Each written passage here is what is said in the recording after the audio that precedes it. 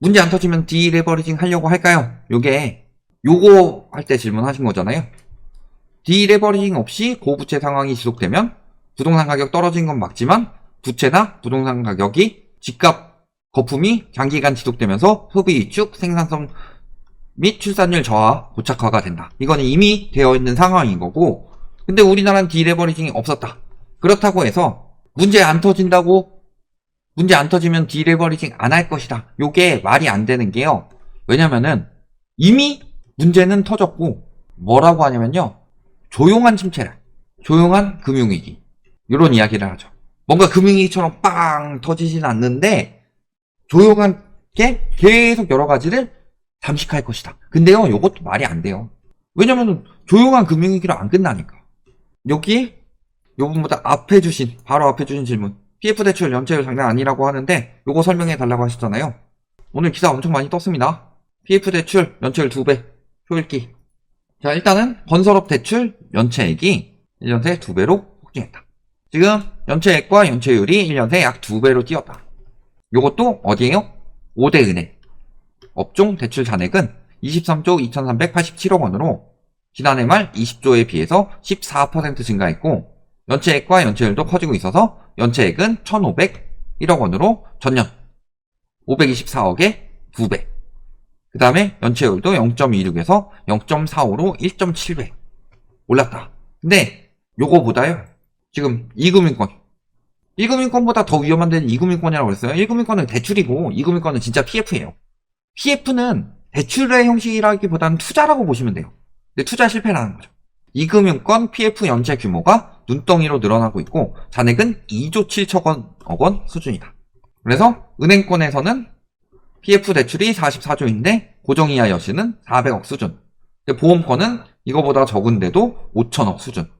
캐피털 같은 경우는 24조인데 1조. 저축은행이 9조 중에 5천억. 증권사는 6조 중에 1조 2천억. 상호금융은 4조 7천억 중에서 100억 정도의 고정이하 여신 잔액이 나오고 있다. PF 대출 중에서.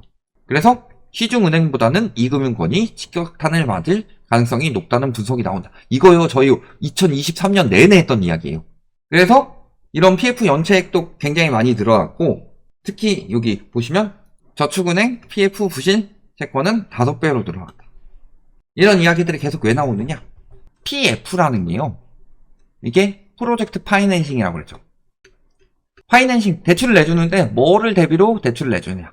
프로젝트, 즉 사업성을 토대로 대출을 내준다. 즉 사업이 빠그라지면 요 대출의 위험성은 굉장히 올라간다. 그러니까 일종의 신용대출이죠. 근데 왜 은행권에서도 가계부채 중에서 주담대 위주로 많이 늘렸을까요? 주담대 위주로 영업하고, 정부에서 50년 주담대 풀었다, 신난다, 50년 주담대 가자, 다른 대출은 안 건드는데. 그 이유는요, 담보가 있기 때문입니다. 담보가 있다는 건 어느 정도의 안정성이 있다는 소리죠. 그런데 신용대출 안 갖고 배째하면 어떡할 거예요? 회생 파산해가지고.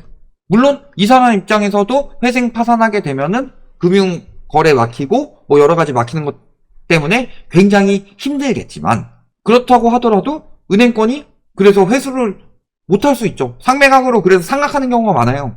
그러니까 이런 것들 대신에 담보가 있는 것들을 찾는데, 문제는 PF 대출 자체가 담보로 뭐 땅을 사고 있긴 하지만 실질적으로 회수 가능성이 높지가 않다는 소리예요. 그런데 문제는 예를 들어 내가 100억 가지고요, PF를 한 2천억 받아가지고 요걸 가지고 땅 사고 요 위에다가 집 짓고 그 다음에 요거를 분양해가지고 팔아먹는다. 지금 분양가 많이 올랐으니까 한 6천억에 이걸 가지고 시행사, 시공사, 은행, 뭐 그 다음에 중간 업체, 이런 것들이 다 나눠먹기 들어가는 거예요. 이게 여태까지 부동산 시장이 활성화됐을 땐 통한 일이었는데, 부동산 시장이 침체되니까 바로 무너지죠. 어디부터? 아파트는 그래도 그나마 사정이 괜찮은 편입니다. 아파트보다 더 위험한 게 비아파트, 그 다음에 수익형 부동산, 이런 것들은 진짜 아작이 나고 있다. 수익형 부동산 중에서 제일 유명한 게 뭐예요? 상가. 세종시 막 이런데 상가 공실률 어마어마하죠. 노후대비로 상가 잘못 받으시면, 예전엔 조물주의 건물주였는데 요즘엔 건물주 잘못하면은 나락갑니다. 그 다음에 오피스텔 말할 것도 없죠. 이거는 주거용 비아파트로 갈 수도 있지만 수익형으로 갈 수도 있으니까. 그 다음에 진짜 무너지고 있는 게 지식산업센터, 그 다음에 레지던스, 생활형 숙박시설, 이런 것들은 진짜 아작이 나고 있어요. 지금 신도시 개발할 때요, 이렇게 이야기를 해요. 여기다가 우리가 업무지구를 만든다. 그러면 여기에 기업들이 들어올 거고, 요 사람들이 여기 주거지구에 일자리를 하는 사람들이 활성화가 될 것이다. 근데 여기 기업들이 안 들어오죠. 여기 기업들 유치하려고 했던 게 지식산업센터예요. 지식산업센터에 대해서 혜택을 많이 줬습니다. 막 대출을 8, 90%까지 내주고 금리도 낮게 하고 사업자 등록하면서 이런 혜택을 줬는데, 요 혜택을 누가 받았느냐?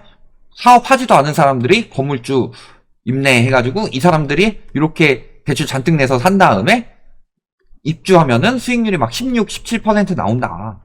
이런 식으로 막 홍보를 했어요. 얼마나 혹해요. 받았는데. 근데 문제는 혜택을 이들이 받아가면은 이들은 여기로 내려올 이유가 없어요.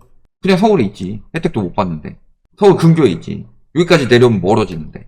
그러니까 신도시에 있는 업무지구들이 대부분 작살이 난 거예요. 판교 뭐 이런 데 특별한 데 제외하고. 그 다음에 지식산업센터 다음으로 하고 있는 데가 어디예요? 물류센터. 그러니까 터지는 건 여기보다 이런 곳들이 먼저 터지죠. 이번 청담동도 뭐예요? 안 터졌죠. 새마을금고에서 연장해줬죠. 요거 호텔이에요, 호텔. 수익형 부동산이란 말이죠. 이런 것들이 다 터지는 거예요. 그러면 문제는 이런 것들이 터지니까 무슨 일이 생겨나요? 첫 번째는 PF 대출이 잘 안 나오고, 두 번째는 나오더라도 위험성이 높아졌기 때문에 PF 금리가 올라갑니다. 청담동 프리미엄 호텔 같은 경우도 PF 금리가 10에서 13% 정도 된다고 합니다. 대출을 이 정도로 받는 거예요.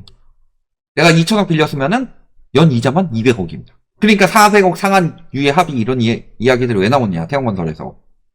물론 여기는 태형건설이 아니고 이런 상황인 거고, 그 다음에 지금 그렇다고 해서 사업성이 좋느냐? 사업성이 안 좋으면요, 사람들이 분양을 안 받아요. 그러면은 손실이 높아지죠. 그러니까 사업이 좋아질 때까지 추진을 안 합니다. 사업 추진을 안 하니까 이걸 가지고 공급 부족이라고 집값이 올라간다, 뭐 이딴 소리 하고 있는데요. 추진을 안 하는 이유는 분양을 사람들이 안 받아서 그런 거고, 공급 부족이 아니라 공급 과잉이란 소리예요, 지금. 자, 지금 오펙에서 원유 생산량을 감산을 하고 있는데 유가는 떨어지죠. 그만큼 수요가 안 나오기 때문에. 그러니까 공급이 줄더라도요, 수요가 더 줄어들면은 가격이 떨어지는 거예요. 이거는 자본주의의 기본 이치인데, 그럼에도 불구하고 뭐 때문에 올라가야 되고 뭐 때문에 올라가야 되고 언론은 건설사 편드는 이야기만 하고 있다.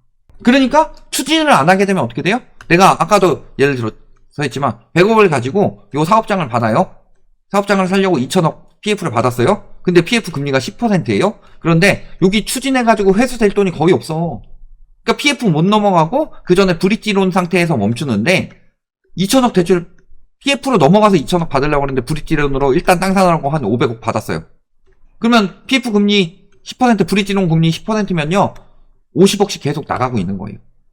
그러면 요거 결국에는 무너져서 요 땅이 경공매로 나와야 되는데 연장하니까 550억, 그 다음에 605억, 이런 식으로 계속 연장만 하고 있는 거예요. 어마어마하게 부풀겠죠.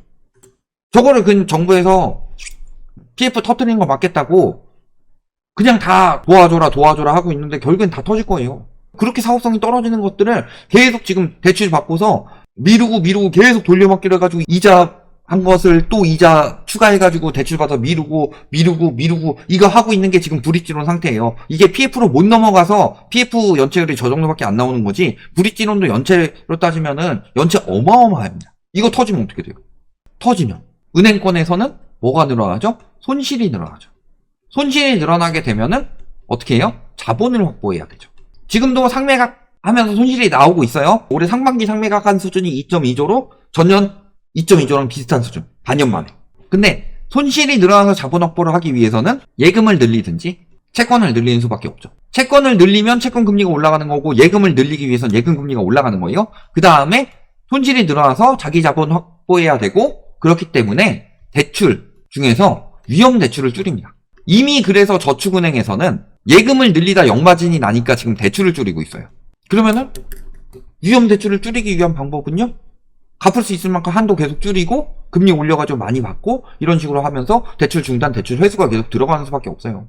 그럼 디레버리징이 안 일어나고 싶어도 일어날 수밖에 없다. 그래서 2008년에도 약간의 디레버리징이 일어났었어요. 근데 문제는 그 상황에서 MB정부에서 전세자금대출을 풀면서 주담대에서 디레버리징이 일어나는 걸 전세자금대출에서 대출을 받으면서 디레버리징 안 나게 막은 거고, 그러면서 집값 떨어지는 것도 방어를 한 거예요. 그러니까 저희도 2015년 이상은 이야기를 못하는 게, 그때가 전세자금대출을 풀었다고 가정했을 때 더 이상 떨어지기 힘들기 때문에 그 이야기를 하는 거예요. 근데 지금 전세자금대출 더 풀 수 있어요? 푼다고 하더라도 허구에서 그거 감당 가능해요? 그러니까 디레버리징이 안 일어날래야 안 일어날 수가 없다. 그런데 부동산 시장은 완전히 빗잔치였어요. 이번에도 보시면 금리 2022년 10월부터 내렸는데 10월 고점이었고 11월부터 내리기 시작했는데 집값은 언제 올라갔어요? 부동산 실거래가 상승 지수 보면은 23년 2월부터 올라가기 시작합니다. 23년 2월에 무슨 일이 있었냐? 1월 30일에 특례 풀어서 그랬어요. 그러니까 아무리 금리를 낮추더라도 효과가 없다. 유동성을 직접 불어 넣어줘야 집값이 올라가요. 그럼 반대로요. 목욕탕에 온탕에 들어가 있는 거랑 똑같다고 보시면 돼요. 온탕에 한 100곱 정도 들어왔어요? 근데 유동성, 즉 물이죠? 그거를 할아버지가 와가지고 뜨거운 물을 막 틀어요. 이렇게 올라가죠. 수면이 올라갑니다. 이게 집값 올라가는 거랑 똑같은 구조예요. 그런데 누가 와가지고 여기 물이 너무 식어가지고 빼고 다시 받아야 되겠다 해가지고 마개를 뽑아버려요. 이렇게 내려가죠. 물이 빠지면서 수위도 빠지는 거잖아요. 가격이 빠지는 거 똑같은 형식으로 간다. 이런 부분 보시면은 답은 어떻게 된다는 거예요? PF 터지면서 과거 저축은행 사태 때도 똑같아요. 굉장히 많은 유동성이 사라질 수밖에 없고, 그러면서 은행권에서 대출 강화하고 그럴 때 디레버리징이 나타난다. 그런데 그때 세계적 미국이나 유럽 이런 나라들은 다 디레버리징을 했는데 우리나라는 그 당시에 전세자금 대출로 디레버리징을 못하게 막았기 때문에 이번에 생기는 디레버리징은 미국이나 유럽보다 훨씬 더 클 수밖에 없다. 이렇게 보시면 되겠습니다.